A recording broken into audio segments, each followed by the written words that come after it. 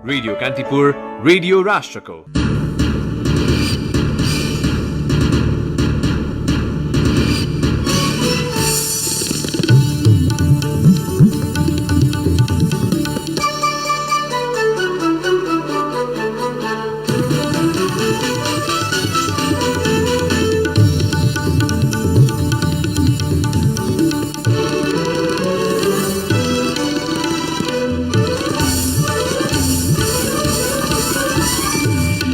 महाकाली नदीको प्राकृतिक बहाव अवरुद्ध गर्दै गैर कानूनी रूपमा निर्माणाधीन तटबन्धनको काम रोक्न भारतद्वारा अटेल पछिल्ला 3 सातामा नेपालले पठाएका 2वटा कूटनैतिक पत्रको जवाफ आएन। प्रतिनिधि सभा विघटनका संवैधानिक वैधतामाथि चुनौती दिँदै परेका मुद्दाहरू बृहत पूर्ण इजलासमा पठाउन माग। अदालतको निष्पक्षता र स्वतन्त्रता देखाउन बृहत इजलास गठन गर्नु बुद्धिमानी हुने कानून व्यवसायीहरूको भनाई। जाडो बढेसँगै विद्युतको उच्च माग 1500 मेगावाट नजिक भारतबाट 620 मेगावाट हाराहारीमा आयात माग थप बढ्न सक्ने भएकाले आयातित विद्युत परिणाम बढाउन पूर्वाधार तयार पारिएको प्राधिकरणको भनाई। साउदी अरेबियाले 3.5 वर्ष यता कतारमाथि लगाएका सबै खालको प्रतिबन्ध हटाउने आजै सम्झौतामा हस्ताक्षर हुँदै। र निर्वाचन पछिको रात्रि भोजको खर्च पनि एन्फाकै खाताबाट अनियमितताको छानबिन गर्न एन्फाकै पदाधिकारीको माग। नमस्कार, कान्तिपुर डायरीबाट सहकर्मी प्रिन्स र म प्रकाश। समाचार अब विस्तारमा। दार्चुलाको महाकाली नगरपालिका 5 गल्फै भौरादह गढमा महाकाली नदीको प्राकृतिक बहाव अवरुद्ध पारेर गैर कानूनी रूपमा निर्माणाधीन तटबन्धको काम रोक्न पटक पटक गरिएको नेपालको आग्रहलाई भारतले व्यवस्था गरेको छ। अन्तर्राष्ट्रिय सन्धि सम्झौता उल्लङ्घन गर्दै महाकाली नदीपारी एकतर्फी तटबन्ध निर्माण कार्य थालेपछि गृह मन्त्रालयको सिफारिसमा परराष्ट्र मन्त्रालयले दिल्ली स्थित नेपाली दूतावास हुँदै भारतलाई पछिल्ला 3 सातामा 2वटा कूटनीतिक पत्र पठाएको थियो। परराष्ट्र स्रोतका अनुसार एकतर्फी रूपमा तटबन्ध निर्माण गरेर विगतका सहमति उल्लङ्घन भएको विषयमा ध्यानाकर्षण भएको जनाउँदै भारत सरकारलाई पत्र पठाइएको छ, तर भारतले पत्रको जवाब नपठाएको स्रोत बताउँछ। परराष्ट्रले दूतावासलाई तटबन्ध निर्माण तत्काल रोक्ने गरी आवश्यक पहल गर्न भनेको छ। यसमा पनि ठोस उपलब्धि हासिल भएको छैन। दिल्ली स्थित नेपाली राजदूत निलाम्बर आचार्यले महाकाली नदीसँग सम्बन्धित भारतीय निर्माणाधीन तटबन्धका विषयमा परराष्ट्रबाट केही पत्र आएको उल्लेख गर्नुभयो। यस विषयमा स्थानीय प्रशासनबाट गृह हुँदै परराष्ट्रले केही पत्र पठाएको छ। आचार्यले हिजो कान्तिपुरसँग भन्नुभयो, थप विषय पत्र हेरेपछि मात्रै भनौला।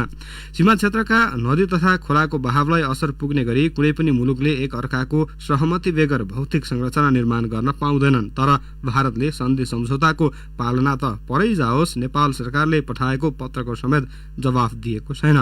उल्टै नदीको बहाव नेपालतर्फ फर्काइदिएर पारीपट्टि तटबन्धको काम धमाधम अघि बढाएको छ। नदीको बहाव अवरुद्ध पारेर थालिएको निर्माण नरोकिएपछि जिल्ला प्रशासन कार्यालय दार्चुलाले गएको पुस 2 र 5 गते तथा पछिल्लो पटक सोमबार गरी 3वटा पत्र गृह मन्त्रालयलाई पठाइसकेको छ।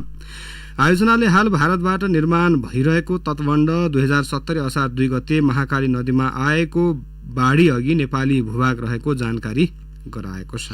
स्थानीयको विरोधपछि भारतीय सीमा सुरक्षा बल एसएसबीले सूर्योदय नगरपालिकाको पशुपति नगर स्थित हिले क्षेत्रमा बार लगाउने काम रोकेको छ। गत शनिबार इलामको हिलेमा एसएसबीले एकतर्फी रूपमा नेपालतर्फको सीमामा बाँसको बार लगाउन थालेको थियो।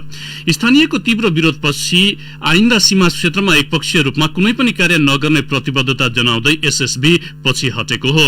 नेपाल भारत सीमाको वैज्ञानिक सीमाङ्कन नहुँदा इलाम खण्ड अन्तर्गत 52 किलोमिटर क्षेत्रमा वर्षेनी यस्ता समस्या आइरहेका छन्। यसबाहेक झापाको गौरीगंजदेखि इलाम रोङ गाउँको सीमावर्ती पाटापुरसम्मको 144 किलोमिटर र इलामको सन्दकपुरदेखि पाँचतर हुँदै ताप्लेजुङको कञ्चनजङ्घा हिमालसम्मको सीमा क्षेत्रमा पनि दुवै पक्षबीच विवाद हुने गरेको छ।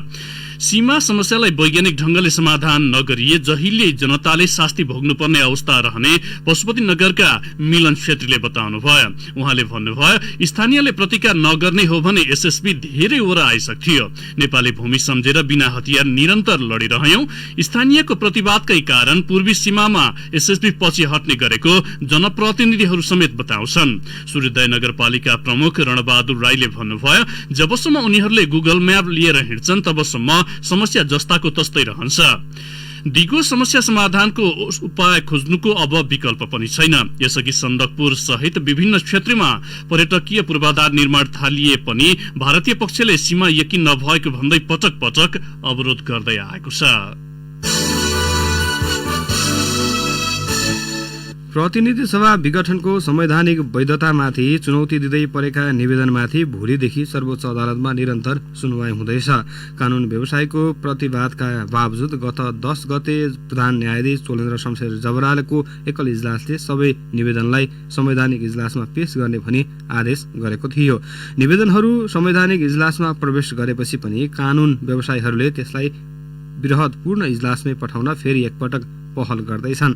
रिट निवेदक र अरू कानून व्यवसायीहरू संवैधानिक इजलासको साटो बृहत्पूर्ण इजलासबाट यसको सुनवाई हुनुपर्ने आवाज उठाइरहेका छन्। संवैधानिक ट्र्याक निर्धारण गर्ने प्रकृतिको विधिशास्त्रीय दृष्टिकोण निर्माण गर्ने मुद्दा 5 सदस्यीय इजलासको साटो बृहत्पूर्ण इजलासबाट सुनवाई हुनुपर्ने उनीहरूको मत छ। यो आवाज सुनवाई भए यसअघिका प्रतिनिधि सभा विघटनका मुद्दाहरूमा झैं कम्तीमा पनि 9वटा 11 सदस्यीय इजलास गठन हुनेछन्। वरिष्ठ अधिवक्ता श्रीहरि अर्यालका अनुसार अहिलेको सन्दर्भमा निष्पक्ष र तटस्थ सुनवाईको सुनिश्चितता न्यायालयका लागि प्रमुख चुनौती हो। 2051 र 52 सालमा पनि सानो इजलासले हेर्दा हुने भए पनि विवाद नहोस् भनेर नै 11 सदस्यीय इजलास गठन भएको उहाँले बताउनुभयो। उहाँको भनाइमा कम्तीमा पनि संवैधानिक इजलासको रोस्टरमा भएका न्यायाधीशलाई समावेश गरेर इजलास गठन गर्नु उचित हुन्छ।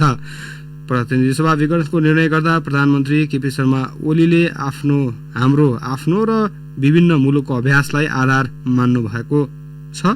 उहाँले अदालतमा पठाएको प्रति उत्तरमा 2051, 52 र 59 सालको प्रतिनिधि सभा विघटन र त्यसबारे भएको न्याय निरूपणका विषयलाई आफूले आधार मानेको उल्लेख गर्नुभएको छ। एक संवैधानिक कानूनविदका अनुसार अब त्यसको औचित्य हेर्न पनि पुराना नजिरहरूको विवेचना गर्नुपर्ने हुन्छ। कतिपय अवस्थामा तिनकै औचित्य अब सान्दर्भिक नहोला, ती कानूनविदले भनेका छन्। भूमि व्यवस्था सहकारी तथा गरिबी निवारण मन्त्री शिवमाया तुम्बा हाम्फेले प्रदेशसभा पनि विघटन हुन सक्ने सम्भावना रहेको बताउनु भएको छ। प्रेस संगठन मोरङले विराटनगरमा हिजो आयोजना गरेको पत्रकार सम्मेलनमा उहाँले राष्ट्रिय राजनैतिक घटनाक्रमको प्रभाव प्रदेशसभामा पनि परेको जनाउँदै संविधान प्रदेशको ऐन नियमावली अनुसार प्रदेशसभा विघटन हुन सक्ने बताउनु भएको हो। उहाँले भन्नुभयो तर त्यो अधिकार प्रदेशसभामै रहेको छ। मन्त्री तुम्बा हाम्फेले 2/3 बहुमत प्राप्त दलका प्रधानमन्त्री केपी शर्मा ओलीले विभिन्न कारणले काम गर्न नसकेपछि ताजा जनादेशका लागि जनतामा जान निर्वाचनको घोषणा गरेको बताउनुभयो। तर प्रतिनिधि सभा विघटनको विषयमा स्पष्ट रूपमा संविधानको धारामा नलेखिएको उल्लेख गर्दै उहाँले यो विषय सर्वोच्च अदालतमा विचाराधीन रहेकाले धेरै बोल्न नमिल्ने बताउनुभयो। उहाँले भन्नुभयो निर्वाचन आयोगले चुनाव गराउने काम गरिरहेको छ, निर्वाचनका लागि सुरक्षा तयारी पनि भइरहेको छ र सरकारले आर्थिक व्यवस्थापन पनि गरिरहेकाले समयमै निर्वाचन हुन्छ। कुनै पनि विदेशी शक्तिले पार्टी एकताको कुरा गरेर नहुने मन्त्री तुम्बा हाम्फेको भनाइ थियो। नेकपा विवादमा प्रवेश गर्न आफैले बनाएको नियम बाधक हुने देखिएपछि निर्वाचन आयोगले त्यसलाई संशोधन गरेको छ। राजनीतिक दल सम्बन्धी नियमावलीमा रहेको निर्वाचन अवधिभर राजनीतिक दल सम्बन्धी विवादमा कुनै कारबाही नगरिने व्यवस्थालाई आयोगले हटाएको छ। निर्वाचन आयोगले ऐनले निर्वाचन हुने मितिभन्दा 120 दिन अगाडिदेखि अन्तिम परिणाम सार्वजनिक नभएसम्मको समयलाई निर्वाचनको अवधि मानेको छ। त्यसअनुसार वैशाख 17 गते हुने मतदानका लागि पुस 20 गतेबाट निर्वाचन अवधि सुरु भइसकेको छ। राजनीतिक दल सम्बन्धी नियमावलीको नियम 23 को 6 मा निर्वाचन अवधिभर विवाद निरूपण सम्बन्धमा कुनै कारबाही नगरिने भनिएको छ। निर्वाचन परियोजनका लागि आयोगले माघ 2 साता दल दर्ताको समय दिँदैछ। विवाद नटुङ्गिँदा नेकपालाई निर्वाचन परियोजनका लागि दल दर्ताको प्रक्रियामै झमेला हुने थियो। दल दर्ताको प्रक्रिया सकिएर विवाद निरूपण भएको अवस्थामा दुवै पक्षलाई निर्वाचन परियोजनकै लागि दल दर्ता गर्न छोटो अवधि दिन सकिने व्यवस्था नियमावलीमा थपिएको छ। नियमावलीको नियम 16 को 1 मा 1 क थप गरी विवाद निरूपण पछिको अवस्थामा दल दर्ताका लागि छुट्टै समय दिन सकिने व्यवस्था गरिएको छ। प्रमुख निर्वाचन आयुक्त दिनेश कुमार थपलियाले संविधान र ऐनले विवाद निरूपण गर्न नमिल्ने अवधि निर्धारण गरेकाले नियमावलीको व्यवस्था ऐन विपरीत हुने देखिएको बताउनुहुन्छ। उहाँले भन्नुभयो विवाद आइसकेपछि हेर्न मिल्दैन, हेर्दिन भन्न त पाइँदैन, ऐनमा त्यस्तो व्यवस्था छैन। त्यो अवस्थामा विवादित पक्ष सहजै अदालत जान सक्छ। आयोगको कारणले विवाद निरूपण नहुने राजनीतिक दल निर्वाचनमा भाग लिन नपाएको आरोप लाग्ने भयो। विगतमा कुन परिस्थितिमा आयोगले त्यो नियम बनाएको थियो, अहिलेको अवस्थामा त्यसलाई संशोधन गर्नु आवश्यक थियो। राजनीतिक दल सम्बन्धी नियमावली 2074 मा बनाइएको हो। त्यस बेला निर्वाचनको काममा बाधा नपुगोस् भनेर त्यसको प्रावधान राखिएको आयोगका एक पूर्व सहसचिवले बताएका छन्। आकस्मिक रूपले निर्वाचनको घोषणा भएको अवस्थामा आयोगमा प्रक्रियामा रहेको, विवादमा रहेको वा सर्वोच्च अदालतबाटै फरक दल कायम भएर आयोगको फैसलाको हकमा आयोगले आफ्नो नियमलाई आधार बनाएर मात्रै ती काम रोक्न सक्ने अवस्था न्यायोचित नहुने कोणबाट आयोगमा छलफल भएको थियो। आयोग स्रोतले भन्यो नेकपालाई लक्ष्य गरेरै नियमावलीमा संशोधन गरिएको छ, तर कुनै पक्षलाई फाइदा वा कसैलाई घाटा पुर्याउने नियत राखिएको छैन। नियमावली संशोधनले आयोगमा पहिलेदेखि विवादका रूपमा दर्ता रहेको केही साना दलको विवाद निरूपणका लागि पनि आयोगलाई सहजता हुनेछ। कान्तिपुर डायरीमा अब ब्रेकको पालो। कान्तिपुर डायरीमा अब बाँकी प्रसंग। सुरुमा कान्तिपुर सविस्तार। कान्तिपुर सविस्तार। प्रतिनिधि सभा विघटनको विरोधमा पछिल्लो समय दिनहुँ जसो प्रदर्शन हुन थालेका छन्। सड़क संघर्षमा उत्रिएका दलहरू बीच मत बाजिँदा आन्दोलन खासै प्रभावकारी हुन सकेको छैन। प्रतिनिधि सभा विघटन पश्चात पुनःस्थापनाको मुद्दा उठाउने कि निर्वाचनमा जाने भन्ने अन्योलताले दलहरू एकमत हुन सकेका छैनन्। प्रधानमन्त्रीको पछिल्लो कदमका विरुद्धमा उभिएका दल र नेताहरूले नै बाटो पहिल्याउन नसकेपछि दिनहुँ जसो भइरहेका प्रदर्शन औचित्यहीन बन्न थालेका छन्। प्रधानमन्त्री केपी शर्मा ओलीले प्रतिनिधि सभा विघटन गर्ने निर्णय गरे लगत्तै विपक्षीमा रहेका सबै दलले बैठक बसी संयुक्त आन्दोलन गर्ने बताए पनि दलहरूले संघर्षका छुट्टा छुट्टै कार्यक्रम घोषणा गरेका छन्। तत्कालीन पूर्व राजा ज्ञानेन्द्र शाहको झल्को दिने गरी प्रधानमन्त्रीले प्रतिनिधि सभा विघटन गरेको भन्दै सड़क संघर्षको घोषणा गरेका दलहरूबीच स्वार्थ बाँझिँदा एकजुट हुन सकेका छैनन् भने भएका आन्दोलनका कार्यक्रम पनि सशक्त हुन सकेका छैनन्। जनता समाजवादीका अध्यक्ष राजेन्द्र महतोले दाहाल नेपाल समूह र कंग्रेसको भर पर्न सक्ने अवस्था नरहेकाले छुट्टै आन्दोलनका कार्यक्रम सार्वजनिक गरेको तर्क गर्छन्। सबै सवालको लागि हामी विगतमा पनि लड्यौं, अहिले पनि लडिरहेकै छौं। कतिपय सवालमा त हामी एक्लै पनि लड्नु पर्छ। जो सवाल मिल्छ त सँगै पनि गर्न सक्छ। तर सवाल के छ भने विगतमा 7 दल 8 दल मिलेर पनि सँगै आन्दोलन गरेकै हो नि। अब आगामी दिनमा छोडेर नभाग्ने, सम्पूर्ण देशको सवाललाई समेटेर जाने त्यो अवस्था त बनाउनु पर्यो नि। हामी तयारै छौं। प्रमुख प्रतिपक्ष दल नेपाली कंग्रेस संसद पुनर्स्थापनाको मुद्दा चर्काउनु भन्दा पनि प्रधानमन्त्रीको यही कदमलाई आफ्नो चुनावी रणनीति बनाउने दाउमा छ। संसद विघटनका विरुद्धमा जारी आन्दोलनलाई एक्लै अघि बढाएर सत्तारूढ दलका बारेमा भ्रम छर्दै मतदाता आफ्नो पक्षमा पार्ने प्रयास कंग्रेसको छ। कंग्रेस वरिष्ठ नेता रामचन्द्र पौडेल कम्युनिस्ट पार्टीलाई चाहिँ 5 वर्ष जनताले म्यान्डेट दिएका छन्, राम्रोसँग शासन गर भन्दाखेरिमा पावरले 5 वर्षमा चाहिँ जनताले पाएको त्यत्रो 2/3 बहुमतलाई अहिले धुलोमा मिलाइदिनु भएको छ। त्यसकारण चाहिँ हामी उनीहरू मिले पनि अहिले कांग्रेसले जनताको अगाडि स्पष्ट रूपले आफ्नो कुरा राखेर गयो भन्दै चाहे मिल चाहे फुट कांग्रेसको र जनताको बीचमा जो कम्युनिकेसन ग्याप थियो यो ग्यापलाई अहिले तोड्ने बेला अहिले चाहिँ कांग्रेसले मौका पाएको छ। कम्युनिस्ट मिलुन् कि फुटुन् कि जेसुकै गर्नु। देशमा राजनीतिक संक्रमण बढेका समयमा आफ्नो तरिकाले जनमत बढाउने दाउमा सत्तारूढ दल प्रतिपक्ष मात्रै होइन राज संस्थाको पुनर्स्थापनाको माग गर्दै आन्दोलनमा रहेको राप्रपा पनि अहिले दिनहुँ जनतालाई सडकमा ल्याउन व्यस्त छ। ठूला भनेका दलहरू सत्ता र शक्तिका लागि मात्रै आन्दोलनमा उत्रेकाले सँगै उभिन नसक्ने राप्रपा नेता मोहन श्रेष्ठ बताउँछन्। उहाँहरू आफ्नै डम्फु बजाएर हिँडिराख्नु भएको छ र उहाँहरूको विषय अहिले उहाँहरूले उठाइराख्नु भएको छ। त्यो विषयमा उहाँहरू अडिनुहुन्छ भन्ने लाग्दैन। यो यसकारण भनिराखेको छु कि उहाँहरूको विगतको अभ्यासले पनि त्यस्तो देखाइराखेको छ। केपी ओलीले ल आउनुहोस् न त मिलेर जाउँ भनेर कुनै भागभन्डा मिल्यो भने अहिले सडकमा हामी यता छौँ भनेर चाहिँ पलेटी मारेर बसिरहेको अवस्थाबाट जुरुक्क उठेर जान सक्ने खतरा छँदैछ। त्यसै कांग्रेसले आफ्नो दाउपेचमा लागिराखेको जसपा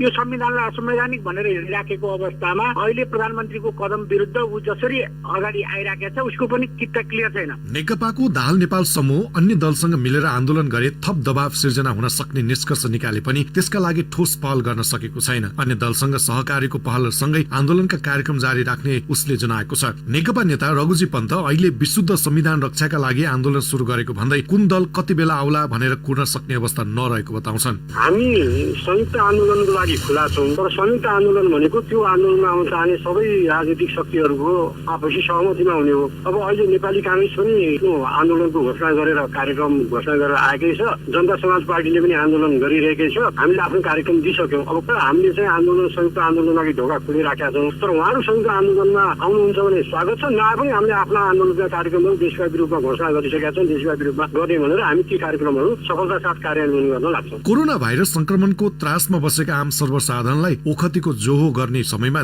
यो राजनीतिक अन्यलताले जनतामा भने थप निराशा बढेको छ। जनताका मुद्दामा सड़कमा कहिले नदेखिने नेताहरू सत्ता र शक्तिको खेलमा मात्र सड़कमा आएको भन्दै प्रतिनिधि सभा विघटन विरुद्ध भनिएको आन्दोलन प्रति समेत जनता विश्वस्त हुन सकेका छैनन्। राजनीतिक जानकारहरू पनि दलहरूको अहिलेको आन्दोलन नितान्त स्वार्थमा गाजिएकाले कुनै औचित्य नभएको तर्क गर्छन्। राजनीतिक विश्लेषक पुरञ्जन आचार्य अहिलेको वर्तमान स्थितिको आकलन गरेर र भविष्यमा हुने फाइदा नाफा घटा हेरेर खालि लिप सर्भिस चाहिँ दिइरहेका छन्। यी सबै प्रकरणबाट चाहिँ अहिले यतापट्टि पनि ओली बाहेक सबैले मिल्नुपर्छ भन्ने भएसमा अगाडि आइयो। त्यसैले सबैले आफ्नो जोर घटाउ हेर्दैछन्। अब मिलेर जानको लागि मलाई लाग्छ अझै 8-10 दिन लाग्छ होला यो म्याच्योर हुनको लागि। देशमा राजनीतिक अस्थिरता बढ्दा त्यसको प्रत्यक्ष मार खेप्नुपर्ने सदैव जनताले नै हो। सारमा साझा मुद्दा रहेको बताउने दलहरू ती एजेन्डा बोकेर एकसाथ सड़कमा जान नसक्नु तथा फरक दल र समूहले दिने पिच्छे गर्ने छुट्टा छुट्टै आन्दोलनका कार्यक्रमले राजनीतिक दल र नेताप्रति जनताको वितृष्णा बढ्दो छ। साथै दलहरूकै सड़क आन्दोलनको औचित्यमाथि पनि प्रश्न उठ्न थालेको छ। रेडियो कान्तिपुरका लागि सन्तोष गन्धर्व। कान्तिपुर सविस्तार।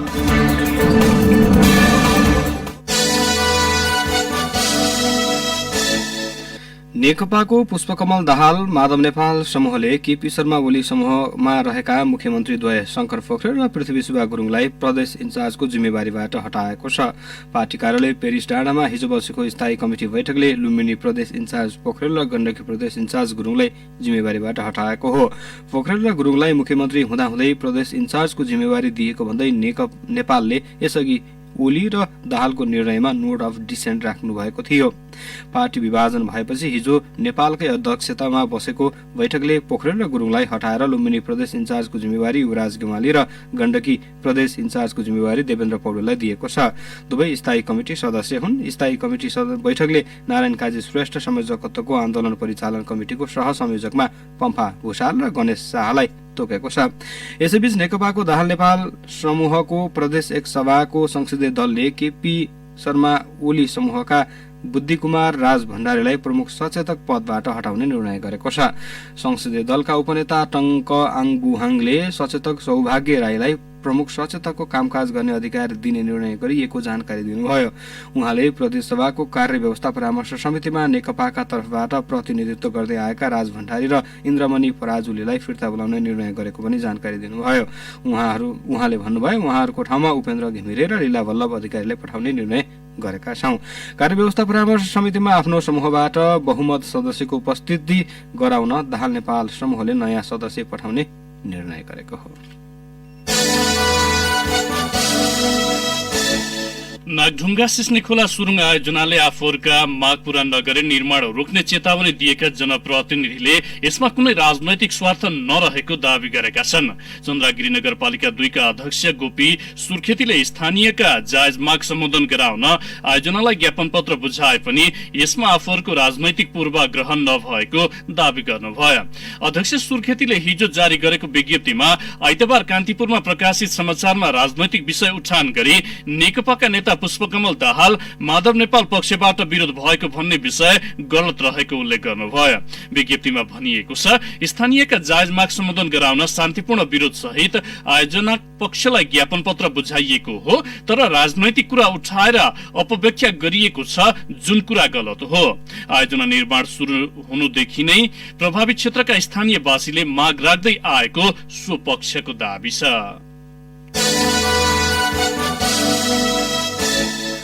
भारतले आपतकालीन प्रयोगको मान्यता दिएको कोभिड-19 विरुद्धका खोप कोभिसिल्ड र कोभ्याक्सिन नेपालका लागि समेत सहज हुने देखिएको छ। तिनलाई कोभ्याक्स सुविधाबाट सहुलियत दरमा प्राप्त हुने भनिएको खोपभन्दा छिटो ल्याउन पहल सुरु भएको स्वास्थ्य मन्त्रालयका अधिकारीहरूले दावी गरेका छन्। स्वास्थ्य मन्त्रालयका सहप्रवक्ता डाक्टर समय कुमार अधिकारीले भन्नुभयो छिमेकी भारतले 2वटा खोपलाई आपतकालीन मान्यता दिएसँगै हामी कहाँ खोप ल्याउन सहज हुने वातावरण बनेको छ। स्वास्थ्य मन्त्रालय स्रोतका अनुसार खोपको सहज उपलब्धताका लागि भारत र नेपालबीच उच्च स्तरीय संवाद जारी छ। कोभिड खोप सल्लाहकार समितिका संयोजक तथा बाल स्वास्थ्य महाशाखाका पूर्व निर्देशक डाक्टर श्यामराज उप्रेतीले पनि खोप ल्याउन नेपाल सरकारले भारतसँग गम्भीर कुरा गरेको जानकारी दिनुभयो। अब केही समाचार संक्षेपमा। शर्तसहित पुसदेखि खुल्ला गरिएको नेपाल भारत उडानमा एकै दिन फर्कने यात्रुले डिपार्चर पोइन्टबाट पीसीआर जाँच गरेको रिपोर्ट अनिवार्य पेश गर्नुपर्ने भएको छ। नेपालबाट 72 घण्टाको पीसीआर रिपोर्ट बोकेर गएका यात्रुले फर्कदा भारतबाट पीसीआर परीक्षण गर्नुपर्ने भएको छ। सर्वोच्च अदालतमा विचाराधीन विद्यालय तहको पाठ्यक्रम सम्बन्धी मुद्दा फेरि एक साता पर धकेलिएको छ। शैक्षिक सत्रको मध्यतिर नयाँ पाठ्यक्रम कार्यान्वयन गर्ने कि नगर्ने भनी दर्ता भएको मुद्दाको शैक्षिक सत्र नै गुम्ने जोखिम बढ्दै गएको सरकारवालाहरूको चिन्ता छ। कर्णाली र गण्डकीका उच्च भूभागमा हिमपात भएपछि जनजीवन प्रभावित भएको छ। कर्णालीका हुम्ला, मुगु लगायतका जिल्लामा हिजो बिहानैदेखि बाक्लो हिमपात भएको छ। जाडो बढेसँगै विद्युतको उच्च माग करिब 1500 मेगावाट नजिक पुगेको छ। पानी परेर जाडो थप बढे उच्च माग अझै उच्च रहने विद्युत प्राधिकरणको अनुमान छ। राष्ट्रिय परीक्षा बोर्डले कक्षा 12 को नतिजा माग पहिलो साता प्रकाशन गर्ने जनाएको छ। परीक्षा नियन्त्रक कृष्ण शर्माका अनुसार अहिले परीक्षाको उत्तर पुस्तिका परीक्षण र सम्परीक्षण सकिएको र प्राप्ताङ्क इन्ट्री कार्य जारी रहेको छ। महानगरीय प्रहरी विरुद्ध थानकोटले कपिलवस्तुबाट काठमाडौँ आउँदै गरेका एक भारतीय नागरिकको साथबाट करिब 1.5 करोड रुपैयाँ बरामद गरेको छ। र कृषि क्षेत्रमा विदेशी लगानी गर्न पाउने निर्णय सार्वजनिक भए लगत्तै त्रस्त कृषि उद्यमीले आइतबार उद्योग वाणिज्य तथा आपूर्ति मन्त्री लेखराज भट्टलाई भेट्न खोजे। मन्त्रीको समय नमिलेपछि सचिवालयले हिजो बिहान मन्त्री निवासमै भेट्न बोलायो, तर हिजो पनि मन्त्री निवासबाट व्यवसायीलाई तत्काल भेट्नै नसकिने खबर आएपछि उनीहरू निराश मुद्रामा फर्किएका छन्। कान्तिपुर डायरीमा पुनः ब्रेकको पालो। ब्रेकपछि अब आर्थिक प्रसंग। मुलुकभर रहेका सहकारी संस्थाले करिब 88,000 जनालाई प्रत्यक्ष रोजगारी दिइरहेको एक सरकारी अध्ययनले देखाएको छ। सञ्चालनमा रहेका झण्डै 30,000 संघ संस्थामा 80,309 जनाले प्रत्यक्ष रोजगारी पाएको सहकारी विभागको अध्ययन प्रतिवेदनले देखाएको हो। ती सहकारी संस्थामा करिब 4 खर्ब 78 अर्ब रुपैयाँ बचत सङ्कलन भएको छ भने 4 खर्ब 26 करोड रुपैयाँ लगानीमा रहेको विभागको तथ्याङ्क छ। प्रतिवेदनमा भनिएको छ मुलुकभर रहेका सहकारीमा कुल शेयर पुँजी 94 अर्ब 10 करोड 50 लाख रुपैयाँ छ। नयाँ तथ्याङ्क अनुसार सहकारीको कुल संख्या घटेर 29,886 मा सीमित भएको छ। कान्तिपुर डायरीमा अब अन्तर्राष्ट्रिय प्रसंग। साउदी अरेबियाले कतारमाथि लगाएको सबै खालको प्रतिबन्ध हटाउने भएको छ। लामो समयको पहलपछि साउदी अरेबियाले कतारसँगको स्थल, जल र हवाई मार्ग खुल्ला गर्ने भएको कुवेत सरकारले जनाएको छ। साउदी अरेबियामा आज हुने गल्फको अपरेसन काउन्सिलको बैठक अघि सहमति भएको कुवेतका विदेश मन्त्री अहमद नसिर अल शबाबले बताउनु भएको छ। कुवेतको लामो समयको प्रयासपछि कतारमाथिको निषेधाज्ञा हट्न लागेको हो। राष्ट्रपति डोनाल्ड ट्रम्पको कार्यकाल सकिनै लाग्दा अमेरिकाले पनि यसमा भूमिका खेलेको छ। आज हुने हस्ताक्षर समारोहमा ट्रम्पका ज्वाइँ एवं वरिष्ठ सल्लाहकार जारेड कुशनल पनि सहभागी हुने अमेरिकी अधिकारीहरूले बताएका छन्। आतंकवादलाई सहयोग गरेको भन्दै कतार विरुद्ध छिमेकी मुलुकहरूले 3.5 वर्ष अघि प्रतिबन्ध लगाएका थिए। साउदी अरेबियासँगै संयुक्त अरब इमिरेट्स, यूएई, बहराइन र इजिप्टले कतारलाई कूटनैतिक, व्यापारिक र यात्रा निषेध गरेका थिए। क्षेत्रफल र जनसंख्याको हिसाबले सानो तर धनी खाडी मुलुक कतारले भने जिहादी लडाकुलाई सहयोग गरेको भन्ने आरोपको खण्डन गर्दै आएको छ।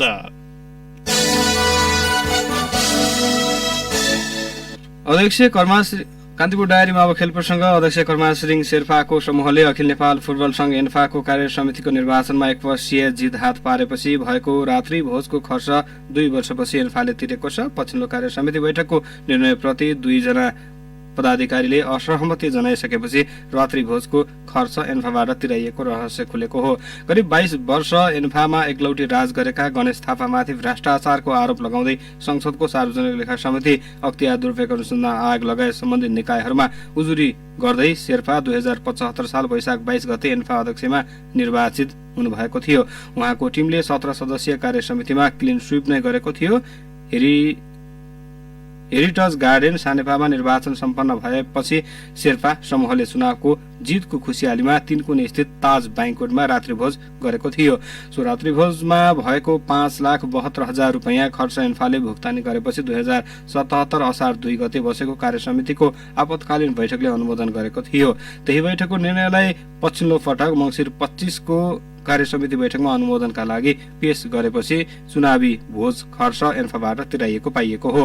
गत असारको आपतकालीन बैठकले गरेका विभिन्न 13 वटा निर्णयलाई मङ्सिर 25 को कार्यसमिति बैठकले अनुमोदन गरेको थियो। त्यसको निर्णय नम्बर 12 मा लेखिएको छ। अखिल नेपाल फुटबल संघको 2074 वैशाख 22 गते सम्पन्न निर्वाचनपछि पदाधिकारीहरूबाट रात्रिभोजको आयोजना गर्दा भएको खर्च रु 5,72,000 भुक्तानी गर्नुपर्ने भएकाले एन्फाबाट भुक्तानी भएकोमा यसै बैठकबाट अनुमोदन गरियो। सो निर्णयप्रति असहमति जनाउँदै वरिष्ठ उपाध्यक्ष पङ्कज विक्रम नेमाङ र उपाध्यक्ष वीरबहादुर खड्काले पुस 14 मा नोट अफ डिसेन्ट दर्ता गरेपछि रात्रिभोजको खर्च संस्थाले बिहोरेको रहस्य खुलेको हो। अब मौसम सम्बन्धी जानकारी। पश्चिमी वायुको प्रभावले आज देशैभरको मौसम सामान्य बदलिरहने जल तथा मौसम पूर्वानुमान महाशाखाले जनाएको छ। महाशाखाका अनुसार आज दिउँसो काठमाडौँ सहित पहाडी भेगमा फाटाफुट्टा वर्षा हुने सम्भावना छ। त्यस्तै उच्च पहाडी तथा हिमाली भूभागमा हल्कादेखि मध्यम हिमपात हुने महाशाखाले जनाएको छ। बदली वर्षा र हिमपातका कारण अधिकतम र न्यूनतम तापक्रममा केही कमी आउने भएकाले चिसो बढ्ने सम्भावना रहेको महाशाखाले जनाएको छ। भोलिदेखि मौसमी प्रणाली कमजोर हुने महाशाखाको भनाइ छ। केही बेर अघि 10 डिग्री सेल्सियस मापन गरिएको काठमाडौँ उपत्यकाको अधिकतम तापक्रम आज 20 डिग्रीसम्म पुग्नेछ। सूर्योदय बिहान 6:55 भयो भने सूर्यास्त भरे साँझ 5:23 हुनेछ। हवस् त यिनै प्रसङ्गसँगै कान्तिपुर डायरीको यो बुलेटिन यही सकिन्छ। अहिले केही बेरमा प्रसारण हुने हाम्रो नियमित कार्यक्रम द हेडलाइनर्समा आज हामी क्रान्तिकारी माओवादीका स्थायी समिति सदस्य एवं देशभक्त गणतान्त्रिक मोर्चा नेपालका अध्यक्ष सीपी गजुरेलसँग मुलुकको पछिल्लो विषयमा केन्द्रित रहेर छलफल गर्दैछौँ। सुन्ने प्रयास गर्नुहोला। कान्तिपुर डायरीबाट प्रिन्स र प्रकाश आज्ञा माग्छौँ। नमस्कार।